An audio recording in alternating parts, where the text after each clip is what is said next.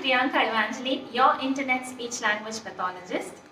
I'm going to make the second part with 10 new activities on how to use bubbles to teach speech and language skills.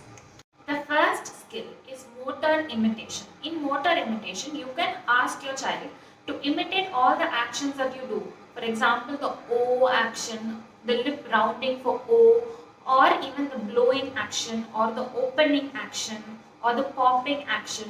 So you can make your child imitate these actions when you do it. The second way is to match. So you can ask the child to match two same colors of the bubble wands, or you can also match the object of the bubble toy with a picture of the bubble and ask the child which matches or which is same. The third way is requesting or asking for something during the action. So requesting is a communicator function. So your child can request you things like mama blow, open bubbles, blow higher, blow more. So these type of phrases you can teach your child while you play with them using bubbles. The fourth skill is to work on receptive language. Here you can ask your child, you can show your child two bubbles or three and then ask him which is the one with the blue wand, which bubble has the blue wand, and your child should be able to point. So this is a receptive language skill where the child has to not have to point at the yellow one and suppress that response and listen to you and pick the correct response. So this is a receptive language skill that you can also work. Third communicative expressive language skill is you can ask your child, do you like the bubbles? Do you like it? And then you can make your child say, I like bubbles. I like bubbles. So this is an expression of the child's interest and the child's likes to you. So this is a communicator function. The third skill is to ask yes or no questions. So you blow the bubbles once and then you just wait.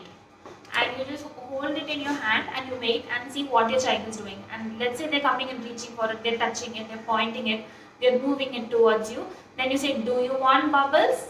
And you can answer for your child, say yes, yes, I want bubbles. So you can work on the skill of answering yes and no questions. I've lost track of the number of tips, so I'm just going to put it on the screen. Now the next one is you can work on prepositions with bubbles. Like you can ask, blow the bubbles and ask where is it, where are the bubbles going? It is going up, or it is going down, it is going up, it is down. So this preposition skill also you can work. Or you can also do where should I blow the bubbles? Inside the cupboard or outside the window, blow outside. So prepositions can also be worked using bubbles. If your child really likes bubbles, they are not going to stop with one time. So they are going to keep on asking you again and again. So when they do that, you can teach a child the concept of more. So if your child is not yet speaking, then you can start with symbols. So the more symbol, this is a symbol for more. So you can say more bubbles, more bubbles, and you can then do it. So you tell it a few times and then you can blow the bubbles. Next skill you can work on is to ask for help. So you can open the bubbles, you can empty the wand so that no more bubbles come out, and then give the wand to your child and ask them to blow. Now when they blow, their bubbles are not going to come. So then you ask your child, help me with bubbles. And then you can dip it in the soap solution and give it back to them. Another important skill you can work on is joint attention. Now how you can do this is you can just open the bubbles like you're going to blow and you just wait like that, or you can even do 1, 2, 3 and then wait. So in this waiting period, your child will look at the bubbles and he will look at your face for a few seconds. So this is called joint attention, where the child's whole attention is only on the activity and is not getting distracted. Another way you can do this is you can blow the bubbles in front of a table fan, so that when you blow and the air pushes the bubbles more forward, and this makes your child more happy. Another skill you can work on is 1, 2, 3, blow, or ready, set, blow.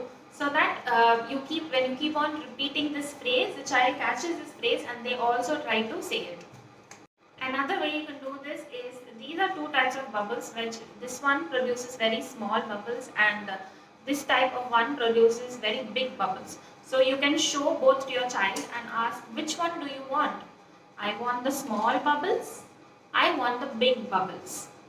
Or mummy blow small bubbles, mummy blow big bubbles. So if you have these different types of bubbles, then you can also do that.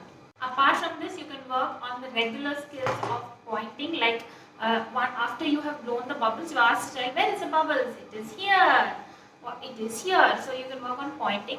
As well, you can work on popping, or the action of like tapping the bubbles or clapping the bubbles or popping the bubbles. Take a minute to tell me in the comments if any of the tips you're hearing now is new, and if you have tried or if you have tried it before. If you think other parents would also benefit from this video, consider sharing this in parent groups also. See you in the next video. Bye.